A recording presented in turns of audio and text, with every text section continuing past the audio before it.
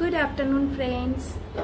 আজকের আমার হাজবেন্ড বিশেষ কিছু অফিসের কাজের জন্য হলদিয়া গেছে, তাই আজকে আমরা দুজন মা মেয়ে ভাবলাম একটুখানি ঘুরে আসি কোথাও থেকে।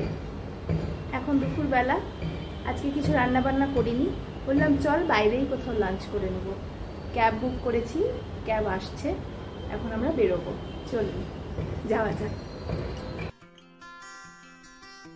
ক্যাব এসে গেছে, ক্যাবে উঠে পড়েছি। এবার রওনা দিলাম গড়িয়াহাটের উদ্দেশ্যে। দারুণ ছিল ওয়েদারটা, মেঘলা মেঘলাই ছিল, মাঝে মাঝে ঝিরিঝিরি বৃষ্টি হচ্ছিল। পৌঁছে গেলাম ক্যালকাটা সাউথ ইন্ডিয়া ক্লাবের আন্ডারে রোস্টারি ক্যাফেতে। এত ভালো লাগলো জায়গাটাতে গিয়ে। এর আগে আমি অনেকের মুখেই শুনেছি যে এই জায়গাটা খুব ভালো, খাওয়া দাওয়া ভীষণই ভালো। গিয়ে তো মানে কি বলবো, পুরো অবাক হয়ে গেছি। এত গাছপালা, এত সুন্দর। এটা অ্যাকচুয়ালি একটা পুরানো বাড়ি যেটাকে ক্যাফেতে রূপান্তরিত করা হয়েছে। ভীষণ সুন্দর অ্যাম্বিয়েন্স, বাইরেও সিটিং অ্যারেঞ্জমেন্ট আছে, ভেতরেও আছে। গরমটা যদি একটু কম থাকে বাইরেও আপনারা বসতে পারেন। সাফিসিয়েন্ট ওদের পেডেস্ট্রাল ফ্যান রয়েছে। আর খাওয়া দাওয়ার কথা কি বলবো, অসাধারণ ছিল টেস্ট।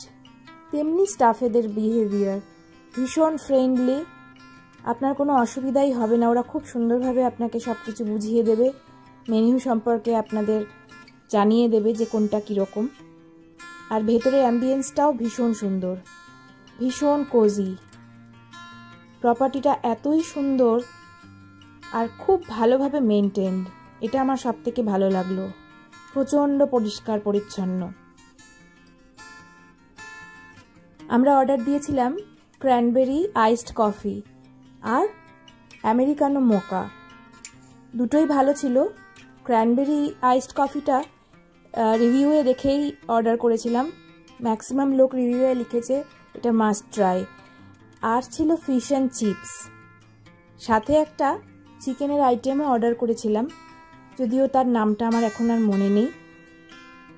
আমি বলবো ফিশ অ্যান্ড চিপসটা অসাধারণ লেগেছে, ওই একটা নিলেই পেট ভরে যায়। খাবারের টেস্ট ভীষণ ভালো ছিল। ফিশ অ্যান্ড চিপসের ফিশটা তো পুরো ফ্রেশ এবং একদম অরিজিনাল ভেটকি। এই ক্যাফেটা এক্সপ্লোর করে খুবই ভালো লাগলো।